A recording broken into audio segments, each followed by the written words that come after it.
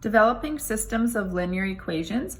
So a system of equations are a set of equations that use the same variables. We will only be looking at linear systems with two variables and two equations. We call this a 2 by 2 system. The solution of a linear system is the set of values that satisfy all the equations.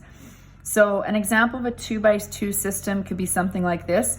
You have a linear equation, 2x plus 3y equals 20. 3x equals 5 minus 2y.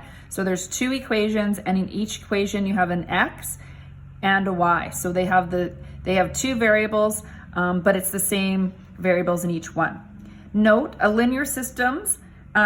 linear systems, they have two variables, but neither of them are squared or cubed. So for example, it's not an x squared. That would be what's called a quadratic in a linear. So we're gonna focus on linear systems only. So you'll notice in the variables, there will not be exponents on those variables. First, we're gonna look at determining some equations using these scales.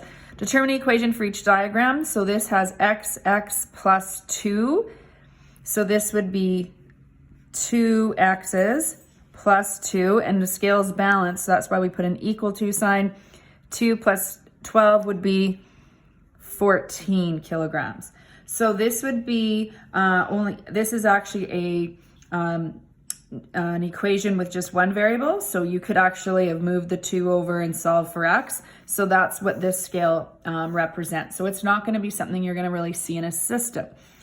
In the second diagram, we have two variables. We have 2x's plus 2y's plus a number. So 2x's plus 2y plus the number 2. And that's equal to 2 plus 12. So we've got 14 over here.